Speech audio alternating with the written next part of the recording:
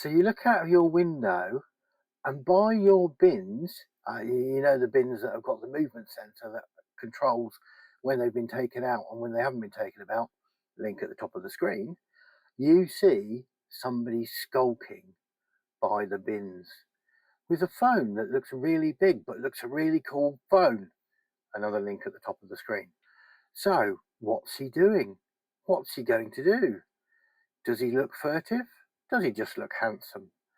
Is he doing something naughty, or is he just a delivery driver to deliver something?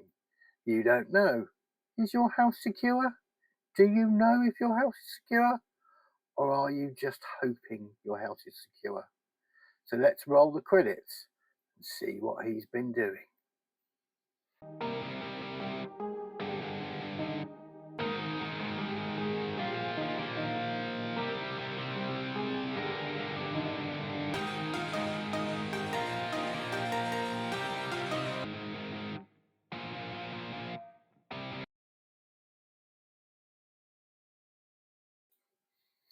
Today we're talking about security. We'll come back to the furtive, handsome chap that was trying to get into my network in a few moments.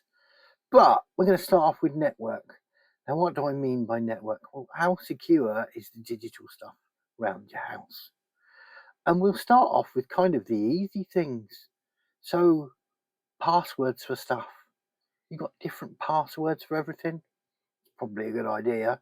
You've got long passwords. The security ideas have changed over recent years, and the most important thing is length.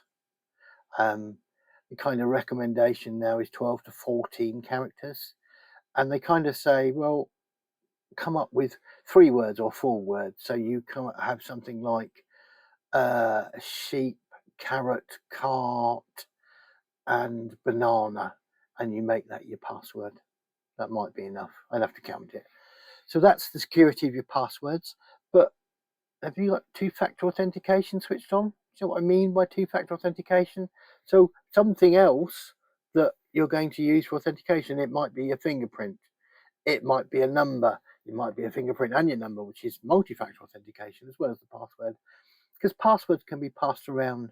And the latest craze is using passkeys, which could be a USB key, or it could be just a file held on your computer that only you have got access to. So that's security. You need to make sure you've got that. And then we talk about kind of network security. How secure is your house? Have you got open Wi-Fi? Have you got guest Wi-Fi? And again, what's the password length? And are you using a modern standard? You're not using WEP or WEP as it was called to kind of let people in. That's one side of security. The other thing is, do you know all the devices on your network? There's things like, I believe it's still called Thing, where you can spend £60 a year and it will tell you when anything gets added to your network. So that's one sort of security. The other sort of security is, how do they get in? Normally, you've got a firewall on your network that thinks outside, outside, and inside, inside. But have you put a big hole in your firewall to let in port 8123 so you can get remote home assistant? Or are you using Nabucasa or Cloudflare or one of the other ways of kind of securing your network? Do you scan your network? Do you make sure that nothing can get in or get out? There's a couple of programs you can use. There's a system called Nessus. If you Google Nessus, there's a free trial that will scan your network. If you scan your internal network, I can tell you, you will be scared if you've got a printer on the network, because they don't update anything with printers. Or you've got a partner who goes, oh, it takes too long to do updates, so I'll leave it till next time. I'll leave it till next time. And you end up with a computer that's so out of date, it's got so many security holes in it. So that's kind of a very quick tour of networking.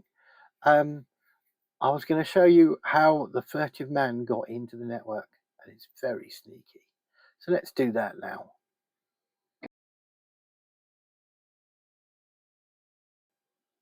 So what's he doing outside my house? He's done a network scan and looked at all my Wi-Fi, and it's all secure with WPA and kind of stuff like that. So he's doing the next bit now, which is what else can he get to? So here's his phone. He's going into Bluetooth. Can't get anywhere with Bluetooth, can you? It's just sound backwards and forwards. Not any problem there. Just do a full scan of all the Bluetooth stuff, see what we can find. As a printer, I suppose you could print stuff, but I know TVs and stuff ask for a code. So what's the problem here? What's going on? Still scanning. Okay, what's Slim box? Okay. I want to give my contacts to him. What's he done there? So he's connected to a Slim box. I wonder what a Slim box is. He obviously knows what a Slim box is. I wonder what he's going to do now. He's loading up a different program. He's loaded up a sound file. That's a bit silly, isn't it? And playing a sound file? How's that? Makes no sense, really. Okay, so he's played a sound file. He now looks kind of a little bit furtive and he's going away. I wonder what that means. Let's find out, shall we? So here's my Samsung speaker, just sat on my desk, just sitting there waiting for me to come back, pair up to it and, hang on, pair up to it. Why would he want to pair up to a speaker? That doesn't make any sense. Perhaps he wants to play me some music. Let's find out, shall we? Alexa, switch off the kitchen spots. Okay. I hope you haven't found that too scary. It's a little bit contrived, I will say that. There aren't many devices that don't need a passcode to kind of get into them. You have changed all your passcodes, so they're not just 1, 2, 3, 4 or 0, 0, 0. So any device can connect up to them. Okay. I hope I haven't scared you, like I said. I'm not going to end the video there, but I don't want to disappoint anybody. So the next bit, we're going to use a scanner called Nessus. But to get the free trial of it, you have to have an email address that's not a free one, so you can't use .gmail or .hotmail or .outlook or things like that. So if you haven't got one of those, this next bit's going to be a bit boring. So if you're going to run away, I'll say thank you for watching now. Okay, let's go and have a look at Nessus.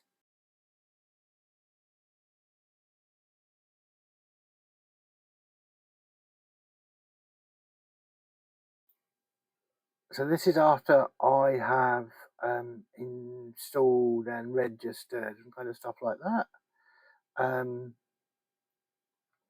We're going to start a trial of Nessus Expert. I put in my email address.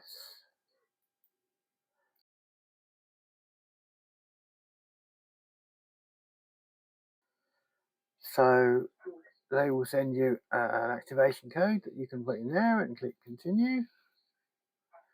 You get a few days. I'm going to give it a username and password. Click submit.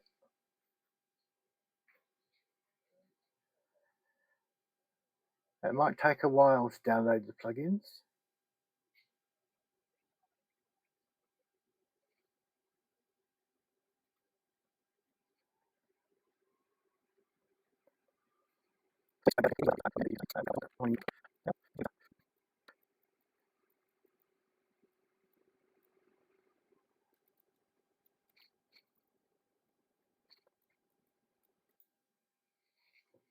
Shall we try 192, 192, 192.1, 168.1.0/24.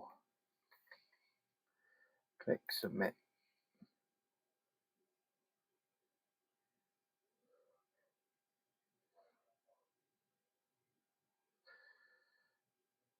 So these are all the devices on my network. Now, because we're a trial version, I can only scan 5 things.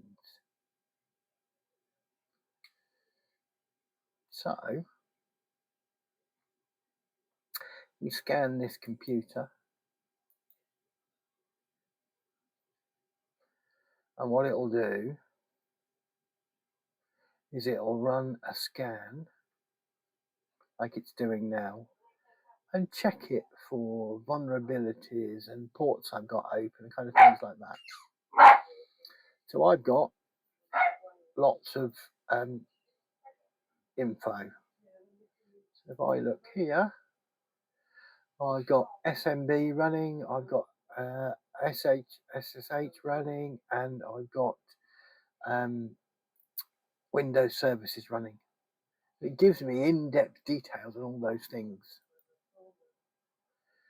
Now, the thing that it's probably worth doing is scanning your major computers. I wouldn't recommend scanning printers that are networked because you'll just scare yourself silly, because there'll be loads of things wrong with the network interface, because there always are. So that's a very quick run through of Nessus. It's a trial, so you only get it for a few days, and it can only do the basics. But as you can see, there's nothing majorly wrong with my computer. It's got lots of info things, which I kind of know about now. But it gives you another tool if you're worried about security. Right, so this is definitely the end of the video. If you're kind of interested in more things like this, you could probably watch this video, let's get this right, up here, or this video up there. And I'll see you on the next one.